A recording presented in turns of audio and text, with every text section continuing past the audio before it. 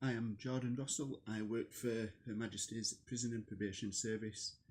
This is part one of my Managing Project 1 assignment review of the project to review the long-term and high-security prisons group operating structure. My initial view of the project was as a stakeholder. The restructure affected my current employment and future opportunities. Initially, I was very critical of the project. I didn't feel as though enough information were put out to all of the stakeholders, and particularly me as just an employee. The document that was used, which you can see in the 3 pictures, had very little information that really was of use to me. I have no understanding of project management, and what it was telling me I found very confusing. Dates were not identified, the graphics were poor, the IT was limited, and nothing really changed week after week when the reports were being received. There were things I did like about the project, about the communication that was given. The RAG ratings were something I were really used to, and they were simple and a good visual aid to progress. At least I did know something about the project, and some communications were being made. I knew who was involved, I knew who the senior stakeholders, responsibility and managing project officers were. I was actually being informed, and I didn't have to spend too much time absorbing the report. And this was all before I had any experience of project management. The restructure project was constantly in my mind during the managing project workshops.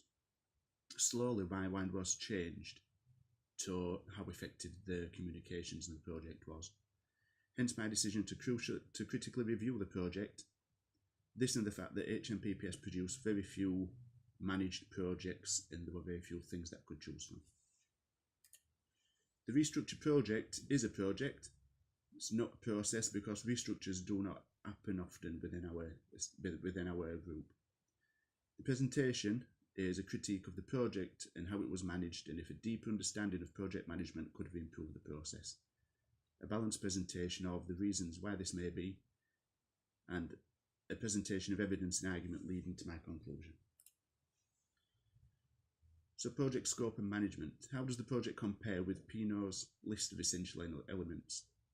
Some of them are really well covered. Conceptual development is relatively simple, as the regional units have been given staffing resources, and the LTHSC need to align with these.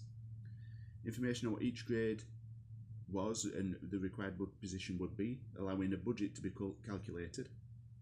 Alternative analysis from the current managers caused some problems, as every manager wanted more resource than they could actually be given. The project manager did really well to negotiate these in the business case, and while everybody wasn't 100% happy, everybody did get more resource. The business case's primary objective was to secure funding for the LTHSE structure and justify its existence. Second was to have this secured for a 2019 financial year restructure. Was the happiness of the staff considered at this stage? And I'm not entirely sure that it was. I think it was just, this needs to be done.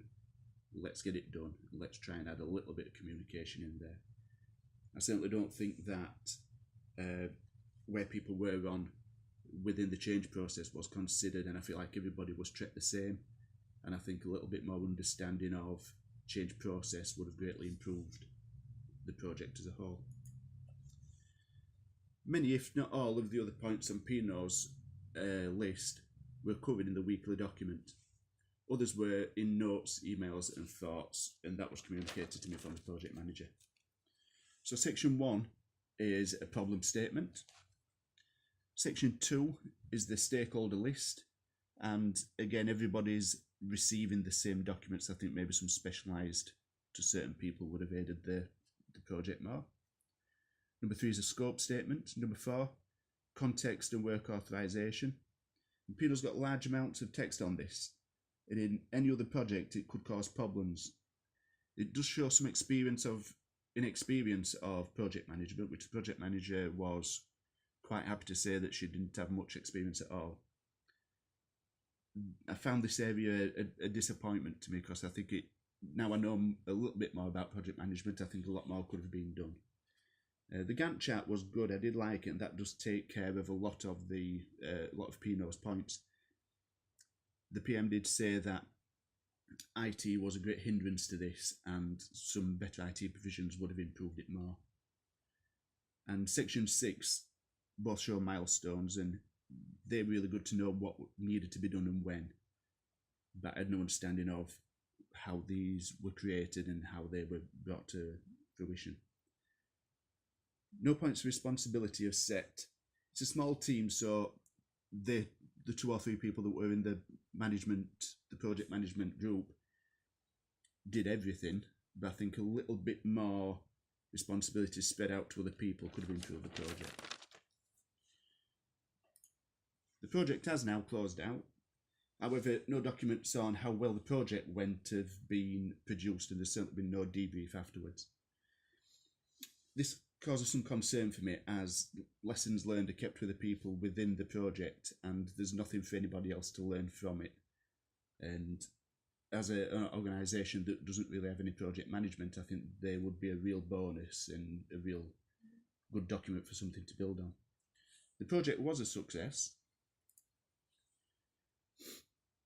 The LTHA staffing will be changed to match regional unit, and funding was secured, and it all came in on time.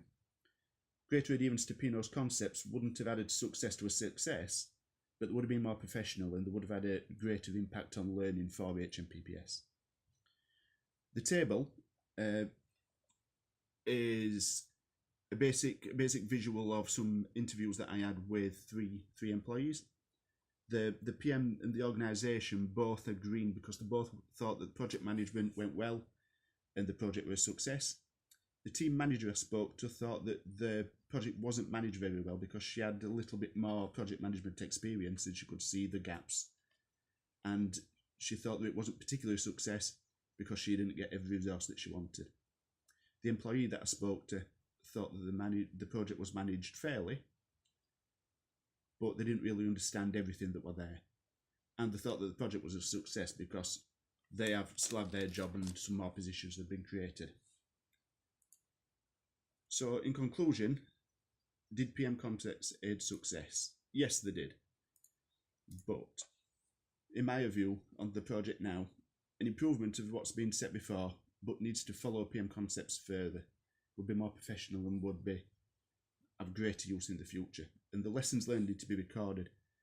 These good great scaffolding documents that Hearn and Bryan consider, they use the term scaffolding to describe documents that are created as a base for lessons learned. They really would shape the way that we do things in the future. Units need to utilise PM concepts in their work, and HMPPS, in my opinion, needs a central PM group so that all these points that I've raised can have some central management, and HMPPS can have a central group to go to aid the success.